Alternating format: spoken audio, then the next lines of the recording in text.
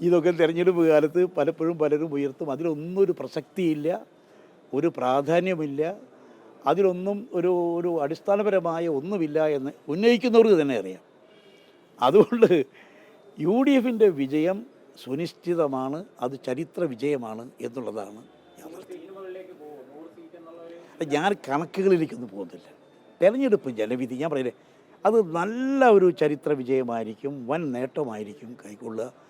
ജനങ്ങൾ തീരുമാനിച്ചുറപ്പിച്ചു എന്നുള്ളതാണ് ജനപ്രതികരണം വ്യക്തമാക്കുന്നത്.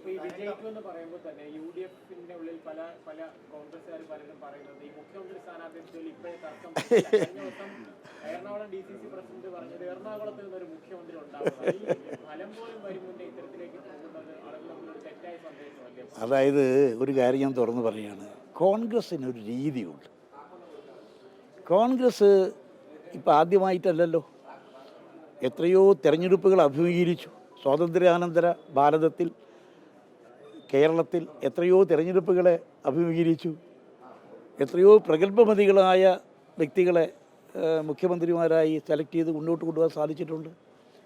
അതുകൊണ്ട് കോൺഗ്രസിൻ്റേതായ ഒരു രീതിയുണ്ട്. ആ രീതി അനുസരിച്ച് കാര്യങ്ങൾ മുന്നോട്ട് നീങ്ങും.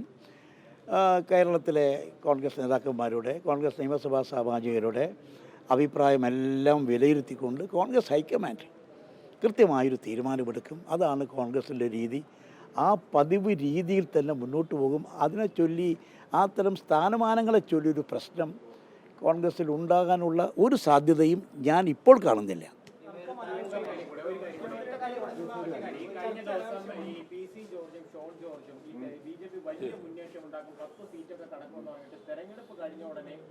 സഭാ നേതാക്കൾക്കെതിരെ വ്യക്തിയധിക്ഷേപം പോലുള്ള കാര്യങ്ങളാണ് പറയുന്നത്. അവരെല്ലാം വേണ്ടുന്നതെല്ലാം നേടിയിട്ട് ഒഴിവായി കളയും. ഇനി എന്ത് പറഞ്ഞ് അമിത്ഷായുടെ അടുത്ത് പോകുന്നതാണ് ചോദിക്കുന്നത്. ഞാനൊരു കാര്യം പറയട്ടെ, ഞാൻ ഒരു കാര്യം, ഈ തെരഞ്ഞെടുപ്പ് രംഗത്ത് ആദ്യകാലം മുതൽ ഇടപെട്ടിട്ടുള്ള ആളാണ്, പ്രചരണ രംഗത്തുണ്ടായിട്ടുള്ള ആളാണ്, കുട്ടിക്കാലം മുതൽ. ഞാനിപ്പോൾ ഓർക്കുന്നത് എൻ്റെ ആദ്യത്തെ തെരഞ്ഞെടുപ്പ് പ്രവർത്തനത്തിൽ പറഞ്ഞാൽ, ഞാൻ 6ാം ക്ലാസ്സിൽ പഠിക്കുമ്പോൾ അന്ന് മണലൂർ നിയോജകമണ്ഡലത്തിലെ കോൺഗ്രസ് സ്ഥാനാർത്ഥി കുറൂർ നീലകണ്ഠൻ നമ്പൂതിരിപ്പാടാണ്. ബഹുമാന്യനായ മുൻ വിദ്യാഭ്യാസ മന്ത്രി പ്രൊഫസർ ജോസഫ് മുണ്ടശ്ശേരിയായിരുന്നു അന്നത്തെ എതിർ സ്ഥാനാർത്ഥി. അന്ന് കുറൂർ നമ്പൂതിരിപ്പാടിന് വേണ്ടി 6ാം ക്ലാസ് വിദ്യാർത്ഥിയായ ഞാനും എൻ്റെ കൂടെയുള്ള മറ്റ് കൊച്ചു സുഹൃത്തുക്കളും ഈ നിലവിളക്കിൻ്റെ തണ്ടെടുത്ത് അതിൽ കുറൂർ നമ്പൂതിരിപ്പാടിനും കോൺഗ്രസിനും മുദ്രാവാക്യം വിളിച്ച് മുന്നോട്ട് പോയതാണ്. അന്ന് തുടങ്ങിയ തെരഞ്ഞെടുപ്പ് പ്രവർത്തനമാണ്. തെരഞ്ഞെടുപ്പ് പ്രവർത്തനത്തിൽ ഒരിക്കലും വ്യക്തിപരമായ പരാമർശം നടത്താറില്ല, വ്യക്തികളെ പരാമർശിക്കാറില്ല. വ്യക്തികളെ എന്ന് പറഞ്ഞാൽ പ്രത്യേകിച്ചും എതിർ സ്ഥാനാർത്ഥികളെ, അവരെ ഏതെങ്കിലും സ്വാഭാവികമായി വല്ല വസ്തുതകൾ പറയുമ്പോൾ അവരുടെ പേര് പറയേണ്ടി വന്നാൽ പറയും. അതല്ലാതെ അവരുടെ നേരെ അങ്ങനെ വിമർശനവുമായി മുന്നോട്ട് പോകാറില്ല.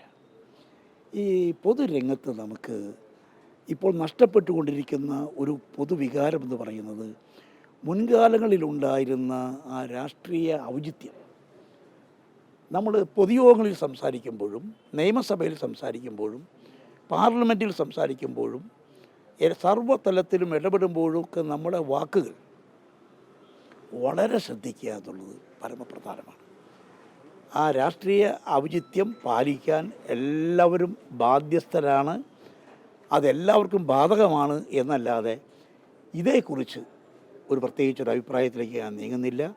ഏതായാലും തെരഞ്ഞെടുപ്പ് രംഗത്ത് തങ്ങൾക്ക് ഇഷ്ടമില്ലാത്ത കാര്യങ്ങൾ പലതരത്തിലുണ്ടാകും. പല പ്രസ്ഥാനങ്ങളും പല വ്യക്തികളും പല നിലപാടുകൾ സ്വീകരിക്കും. അതൊക്കെ സഹിഷ്ണുതയോടെ ഉൾക്കൊള്ളുക എന്നല്ലാതെ, സഹിഷ്ണുത ഒരു പ്രധാനപ്പെട്ട കാര്യമാണ്.